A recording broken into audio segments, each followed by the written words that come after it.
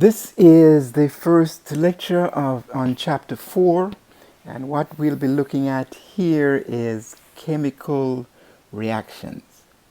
So let's go right into that. So a chemical reaction involves reactants that are converted to products. So let us give the example of you went in the chemistry lab and you picked two chemicals or reagents from the shelf. So those would be your reactants. If you should mix them together, what you would get is a reaction, and you would get products that are different from the reactions. So once again, so the reagents that you mix together would be the reactants, and they are written on the left side of an arrow. The arrow here indicates that there is a reaction, a chemical reaction, and on the right it's the products, the new products that are formed. So we'll discuss that. It's like baking a cake. So you go in the kitchen, you get your ingredients, and so that would be your reactant, and you mix them up and put everything in the oven, and when it's done you have a cake. So that is a similar comparison. So in this chapter, however, we will concentrate on mass relationship, which is basically saying that you cannot have reactants that have specific molecules to give products that have specific molecules and they are different in numbers. We have a fancy term for that. We call that stoichiometry. So we'll get back to that in a second. Then we'll look at type reactions. Again, as you can imagine, there are many type reactions that are possible in chemistry.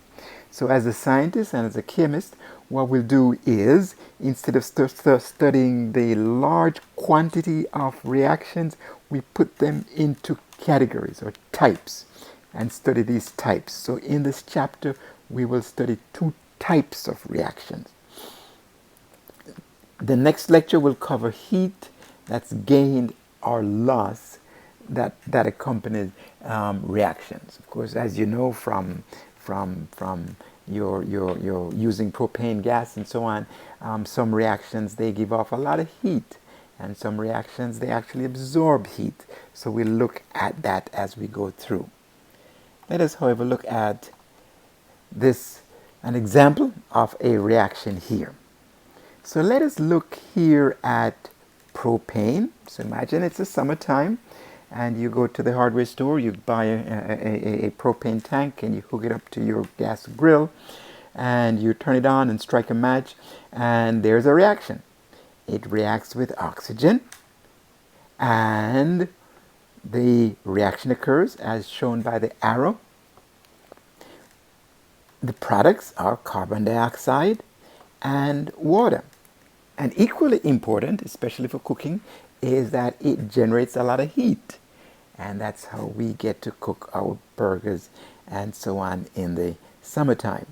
So for this as written, these would be our reactants. And we say they are written on the left side of the equation or the reaction. And this arrow indicates a chemical reaction.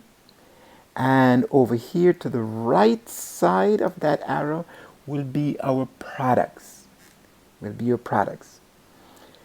So as written, this reaction here is incomplete because we know that from the law of conservation of matter, we cannot create or destroy atoms. So we should have on the reactant side the same number of atoms that are on the product side. So let's look at this a little more in a little more detail. So the reactant has 3 carbon atoms. So here are the 3 carbon atoms here.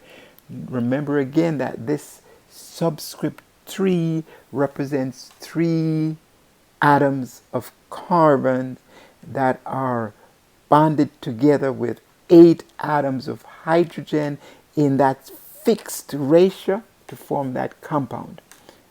Okay, so this is 3 hydrogens here, but let's look at the product. The product has only 1 carbon. There's a 1 here, but 1 is typically not written in writing these equations. So we can see that this is not balanced because you cannot start with 3 carbon atoms and end up with 1 carbon atom. So our first job is to make sure that we have balanced equation. Balanced equation. Let's see how we do that. To get your balanced equation, here's an example. So getting back to what we had before, propane reacting with oxygen to give carbon dioxide and water. Let's see how we balance that. It is suggested to start with carbon. Let's start with carbon. So we have 3 carbon atoms on the reactant and we have just 1 in the product. Since we have 3 in the reactant and just 1 in the product, if we multiply or put a coefficient, an integer, here 3, now we have 3 carbon atoms and 3 carbon atoms here in the reactant. So that's balanced. Next, it's suggested go to hydrogens. In the reactant, we have 8 hydrogens. Notice this 8 here is for the hydrogens. And in the product, we have, let's go back up here, we have just 2, H2. So to balance hydrogen, we need to put a 4 here. So now we have 4 times 2 equals 8 hydrogen atoms in the product. And we have here 8 hydrogen atoms in the reactant. So that's the hydrogens are balanced. It is suggested that whenever you have a free element, such as oxygen or anything that appears on the periodic table, to balance that last. So let us look at oxygen. So let's go back here. So we have 2 oxygens here. And over here we have 3 times 2, that's 6. And 4 times 1, that's 4. So we have 10 oxygen atoms in the product. Let's do that again. 3 times 2. Notice we have to multiply by the subscript. So 3 times 2 equals 6. And we have 4 times 1 equals 4. So here we have 10 oxygens. And over here we only have 2. So if we multiply or use the coefficient 5, we have 5 times 2 here equals 10, and that makes the oxygen balanced on the left equals to the number of oxygens on the right. Notice again, please, we do not balance equations by using subscript. We balance equations by using coefficients to the left of these molecules. So for this equation, the coefficients that are used to balance this equation is 1, 5, 3, and 4. So again, we do not use subscripts to balance. You could not put a 2 here or anything else. Why? Because that's a compound, and as we know from last chapter, a compound has a fixed ratio of atoms. So we cannot change that fixed ratio. Water is always H2O. Okay, let's go on. Here is another example for balancing equations. So let's say you were asked to balance this equation here on one of your quizzes or on your exam, which means put the appropriate coefficients here so that each atom in that reaction is balanced in terms of the reactants and the product. So first, let us start by looking at calcium. We have one calcium here, and over here we have one calcium. So calcium is balanced. Let us look at chlorine next. We have one chlorine here, and over here we have two chlorines because that's Cl2. To balance these chlorines, we need to put here a 2, as shown here. So now we have two chlorines and two chlorines. Let us look at the next aspect here is our oxygens. So now we have here two oxygens, that's 2, and over here we have 2 times 2 oxygens, that's 2, so that's balanced. So the oxygens are balanced. Notice that this subscript here is used to multiply everything that's in that bracket. You may recall that this portion here is called the polyatomic anion. So they all go as one. So that is why we use a bracket. Lastly, let us look at hydrogens. So we have 2 hydrogens here. 2 times 1 equals 2. And 2 hydrogens here. That's 4 hydrogens on the reactant side. On the product side, we have 2 times 2. That's 4. So the hydrogens are balanced. So the coefficients that are needed to balance this equation up here would be 1, 2, 1, and 2. So those are the coefficients. We call that the stoichiometry, which indicates the coefficients needed to balance the reaction. Let's look at another example here. Photosynthesis. We're very familiar with that from biology. So it's the reaction of carbon dioxide with water to produce glucose. Here is the chemical formula for glucose. I'll tell you what that AQ is in a second. So it produces glucose and oxygen. So let's make sure it is balanced. So let's start with carbon. We have 1 carbon here on the reactant side. On the product side, we have 6. So we have 6 as product and 1 as reactant, which means that we'd have to put a 6 here. Okay? So after we have put a 6 here, let us look at our oxygens. So we have 6 times 2 equals 12. And over here we have 1 oxygen, 13. And over here we have 6 and 2 here is 12. So that's a little tricky. So let's move on to our hydrogen and see if that's any easier. So we have 2 hydrogens here as reactant. And over here we have 12. So that's a little easier to balance.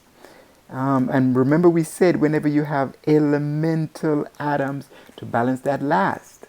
So again, this method is called trial and error. So you try it, and if it doesn't quite work, move to another atom.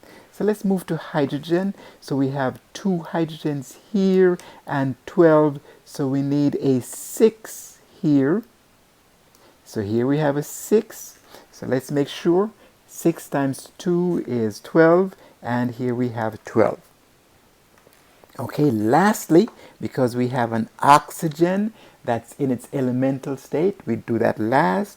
So we have over here O2, which is 2 oxygens. And over here we have here 6 times 1, 6. And we have 6 times 2 is 12. So we have here 12 and 6, 18 oxygens in the reactant. Let us see how many we have over here. We have 6 over here, and we have 6 times 2 is 12, so that makes 18. So as written, this equation is balanced. So once again, you will be asked to include coefficients to balance reactions, and these coefficients would be 6, 6, 1. Notice that there's nothing here, so it's implying that this is a 1 and a 6. So that is a balanced equation. Okay, let's look at the last one. And again, we have here butane. That's used as lighter fluid sometimes, and reacting with oxygen gives us carbon dioxide and water and heat, of course. So let us see how we balance this equation here. So we have here 4 carbons and 1, so we'd expect to put a 4 here. Notice again we have elemental oxygen, so let's balance that last. So let's do hydrogen. We have 10 hydrogens here, and we have 2 over here. So if we multiply that by 5, we have 10. So hydrogens are balanced on the reactant and on the product. Okay, so let's add these up now. So now we have here 4 times 2 is 8 oxygens, and 5 times 1 is 5 oxygens. 8 plus 5 is 13 oxygens. Over here we have 2. So what we can do is we can say 13 divided by 2 will give us 13 oxygens because we have this 2 here. So it's perfectly okay to say the coefficients here would be 1, 13 over 2, 4, and 5. However, it is customary, as we have here, common practice to use integers or whole numbers. So of course, as you know from your math class, to bring integers to whole numbers, you just multiply by the denominator. So we multiply everything here by 2. So this becomes 2. If you multiply this by 2, this cancels out, of course. So this becomes 13. Multiply by 2, this becomes 8. And multiply 5 by 2, this becomes 10. So here is your balanced equation where the coefficients are 2, 13, 8, and 10. So those would be the coefficients that are used to balance that equation. Okay, let's go on. Let us look now at reactions. So what we're looking at, how do we predict the products of reactions?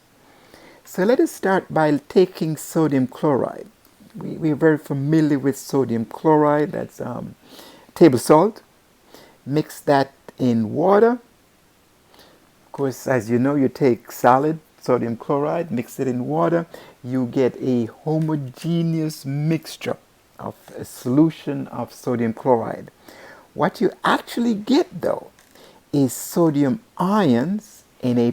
Remember that sodium ion, Na+, is the most stable state of sodium. And this AQ, as I mentioned earlier, represents that water molecules are around it. AQ means aqueous. And the chlorine will be Cl-. And of course, aqueous, water molecules around the chlorine anion. Because they have opposite charges here, plus and negative, that's why they form the ionic bond here as in sodium chloride.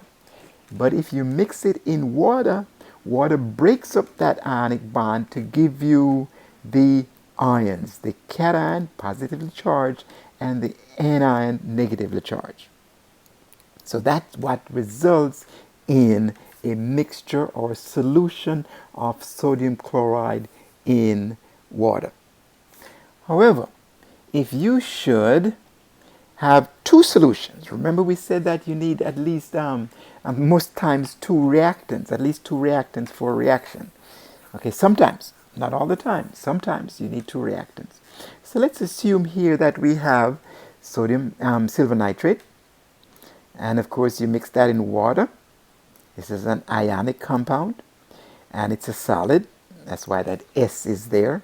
You will get Ag plus, remember that's the cation, in water, and you'll get the anion, NO3, a polyatomic anion, the nitrate, in water. That's why it's AQ, and you'll recall that it has a charge of -1.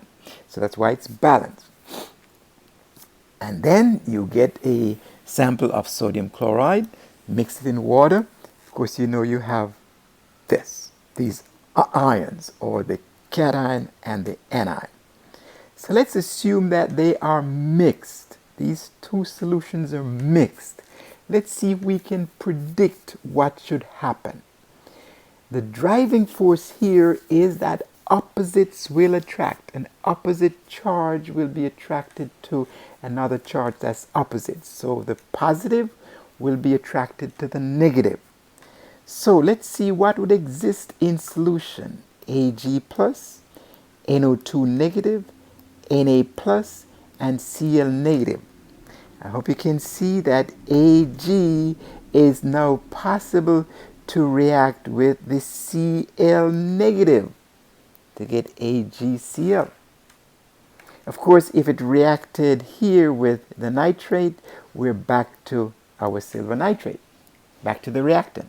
But to have a reaction to produce something new, it will react with a Cl minus, and because it's already positive, it will produce this.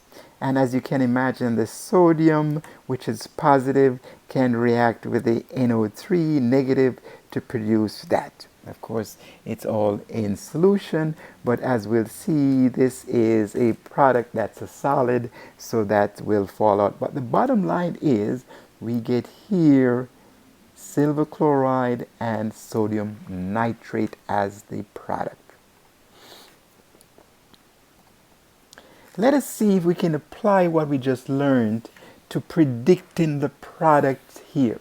So if we mix here barium chloride with sodium sulfate, notice again it's a fixed ratio Na2SO4. This is a polyatomic anion which has a -2 charge. Sodium has a +1, as you can tell from the periodic table. So we'll have to use a 2 to make it neutral, and that combination of atoms are fixed, and that's why it's a compound. So let's see if we can predict here the products. So first of all, if we put this in an aqueous solution, water, what we'll have here is barium 2+, and chloride. Of course, there are 2 chlorines, so that's why we have 2 chlorides here. And then we'll have sodium. We'll have 2 sodiums here.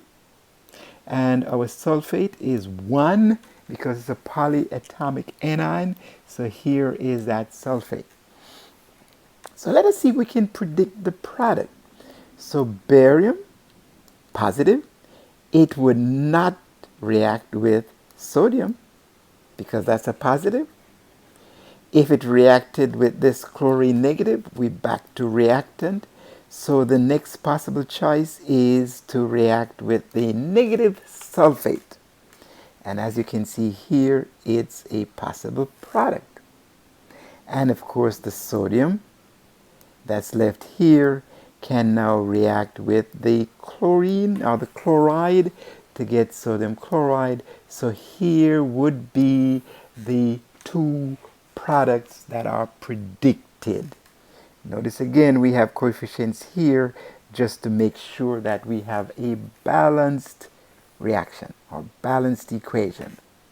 So you should be able to predict the products based on given reactants by breaking them up into their ions and pairing up the ions based on opposite charges. Okay, let's shift gears here and let us look at another type reaction here. Instead of looking at reactions based on opposite charges of the ions, the cation and the anions, let us now look at another type reaction. We'll call this oxidation reduction. But before we actually get into the definition, however, let us set up an experiment here.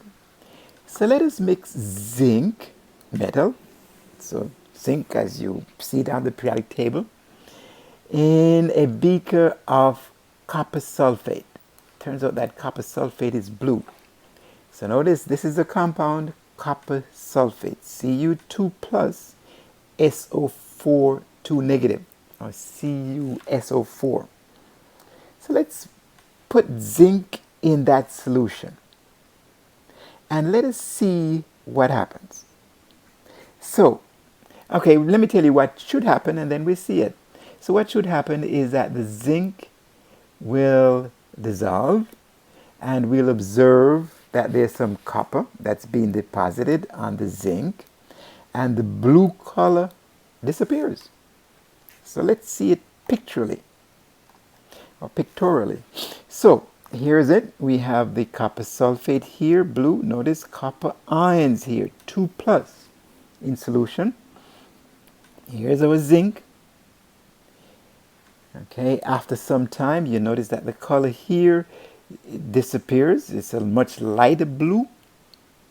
And notice that there is now a deposit on the zinc bar. After more time, you notice that the color disappears. So it's no longer blue, but it's now transparent or clear. And the zinc has a coating of copper. So let's see what happens here. So we have copper in this solution here, and it is going to copper metal. That's why it's deposited. That's solid copper. So it goes from Cu2 plus. Key here is from Cu2 plus, a cation, to a neutral copper as shown on the periodic table, which has a charge of 0. The zinc bar, which is zinc as shown on the periodic table, has a charge of 0, neutral, elemental. After the reaction is done, it has a charge of 2 plus. 2 plus. So in other words, it went from zinc 0 to zinc 2 plus. So as you can imagine, there's some electrons going back and forth, taking copper from copper 2 plus to copper 0 and zinc 0 to zinc 2 plus. So let us see if we can take this experiment or this pictorial representation and put it in an equation. So let's see. So what's happening here is that zinc went to zinc 2 plus. Notice this is zinc 0. It's neutral. It's zinc that appears on the periodic table. That's why it's called zinc solid. S for solid. So zinc solid, the metal, goes to zinc 2 plus, the cation. In going from 0 to 2 plus, as you can imagine, 2 electrons must be released because electrons are negative. So if you have something neutral and you give away something negative, electrons, what's left behind is positive. So here's zinc neutral. It gives up 2 electrons, and what's left behind is zinc 2 plus. Let's look at the other one. Copper 2 plus. That was the one in solution, the blue solution. It is 2 plus, and when the reaction is done, it goes to copper solid. That's on the periodic table, which means it has a charge of 0. To go from 2 plus to 0, positive to 0, means that electrons which are negative were gained. So in other words, here are the 2 electrons. Electrons were supplied to this 2 plus to become copper 0. Okay, So that's it as described. But as chemists, we have some terms that we'll use. So in this case, zinc is oxidized. So let's look up here. So zinc metal loses electrons to become to copper ion. So it loses electrons to copper ion. So we say that zinc is oxidized. We'll see later on it's also called a reducing agent. Copper ion gains electrons from zinc, so copper is reduced. So the main words here is oxidized and reduced. Okay, so if it's oxidized, this actually gave up electrons, and if it's reduced, this actually gained electrons as shown here. Okay, so what that means, let us get into definition. Oxidation, a term here, is the loss of electrons. So whenever we say there's an oxidation, there is a loss of electrons. And whenever we use the term reduction, there is a gain of electrons. So as you can imagine, if you have an oxidation, you will have a reduction, because the electrons are going from one to the other. So what we have here, sometimes we call this an oxidation reduction reaction, or redox reduction, oxidation reaction. So that's another type of reaction. It's called redox reaction, where electrons are transferred from one reactant to another reactant. Notice it's reactants. So if electrons are transferred from one reactant to another reactant to form new products. As this example shows here, so this process of electron movement can be used to generate electricity and light a bulb, because electricity, as you know, is the movement of electrons through wires, and that work that the electron does by moving can light a bulb. So now we have electrons going from the zinc and going through the system here. A bulb is turned on and goes over here to our copper sulfate here, and of course that movement of electron generates electricity and can light a bulb. So once again, this is a classic example of redox reaction in a practical sense. So let's do a little summary here. So let us summarize. So zinc, notice again, we're talking about the reactants here, not the products so far. So zinc gives up electrons to copper, loses electrons to copper. We say that zinc is oxidized. So you may want to pause the slide right here and really concentrate and think about this for a few minutes. So zinc loses electrons, and the term that we'll use is zinc is oxidized. Here's another concept. Whatever is oxidized, another term that's used is the reducing agent. So zinc is the reducing agent, and zinc is being oxidized. Okay, let's do the other reactant, the one that receives the electrons. So copper 2 plus, notice its charge.